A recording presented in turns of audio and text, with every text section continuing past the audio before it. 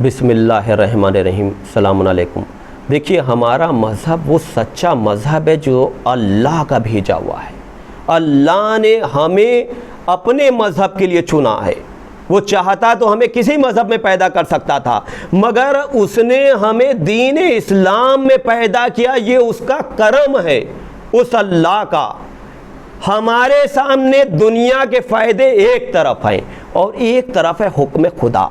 اب ہمیں یہ دیکھنا چاہیے کہ ہمیں دنیاوی فائدے چاہیے یا اللہ کے حکم ہمارے لیے معنی رکھتا ہے، اس رسول کا حکم ہمارے لیے معنی رکھتا ہے، ہمارے لیے قرآن معنی رکھتا ہے۔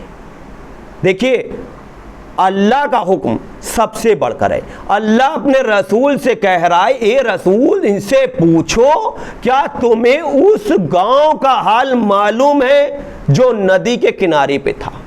ان لوگوں کو منع کیا گیا تھا کہ سنیچر کے دن شکار نہ کرنا، کیونکہ یہ سنیچر کا دن تمہارا عبادت والا دن ہوتا ہے، اس دن شکار حرام ہے۔ مگر کیا ہوتا تھا؟ ہفتے میں 6 دن مچھلیاں پانی کے نیچے رہتی تھیں، اور جس دن اللہ نے منع کیا تھا، عبادت والا دن تھا، اس دن مچھلیاں پانی کے اوپر آتی تھی تاکہ شکار آسانی سے ہو جائے۔ عجب امتحان تھا اللہ کا۔ دنیاوی فائدے سامنے رکھ دیے تھے، اس کے بعد حکم خدا۔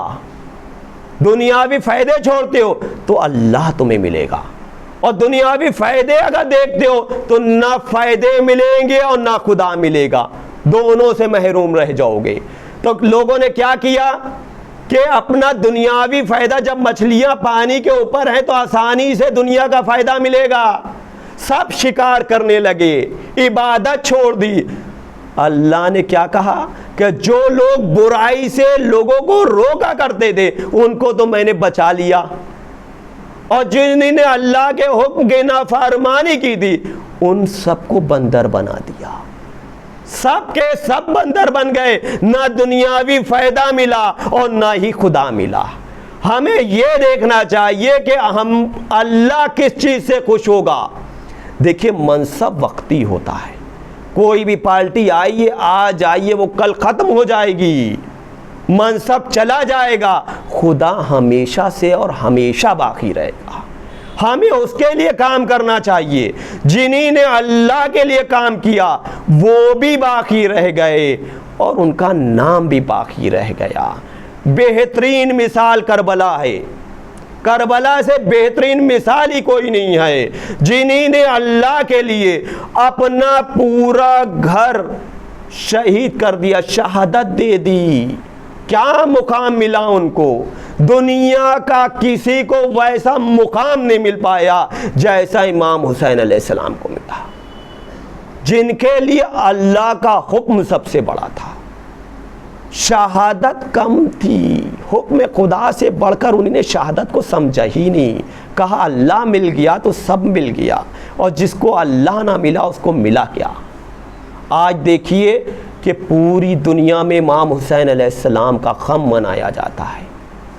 ہمیں یہ دیکھنا چاہیے یہ دین کو فائدہ کیسے پہنچے گا۔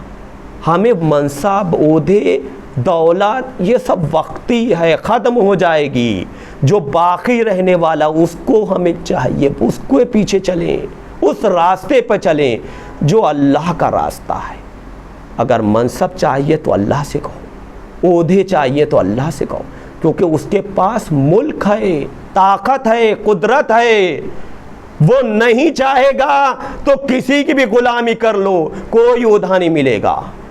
اگر وہ چاہے گا، اگر اس کے دین پہ چلو گے اور الگ بھی رہو گے تو بھی وہ عہدہ دے گا۔ یہودی اور نصرانی کہتے رہے ابراہیم کے بارے میں کہ وہ ہمارے ہیں، اللہ کو کیا کہنا چاہیے تھا؟ وہ مسلمان ہے۔ اللہ نے مسلمان کا لفظ نہیں لیا، اس نے کہا ابراہیم نیرے کھارے حق پرست، حق بولا کرتے تھے، باطل سے کترا کے چلتے تھے، مشرکین میں سے نہیں تھے۔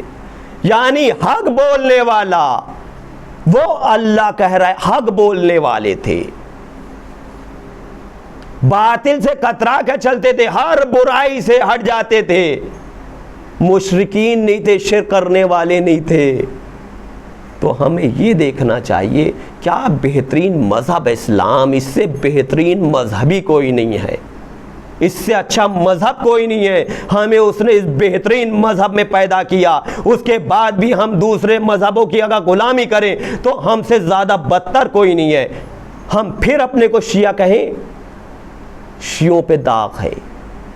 تو ہمیں یہ دیکھنا چاہیے دین خدا کو کس چیز سے فائدہ ہے، الہی دین کو کس چیز سے فائدہ ہے، کیونکہ اس نے کہا ہے تم کیا اچھے گروہ کہ لوگوں کی ہدایت کے واسطے پیدا کیے گئے ہو، تم ہو کہ لوگوں کی ہدایت کرو، اس لیے تم پیدا کیے گئے ہو، نہ کہ ہم ہی اس دین کو چھوڑ کے چلے جائیں۔ اللہ بدلہ لینے والا بھی ہے، قدرت رکھتا ہے، مگر وہ دیکھتا ہے کہ اس کے لیے کام کون کر رہا ہے۔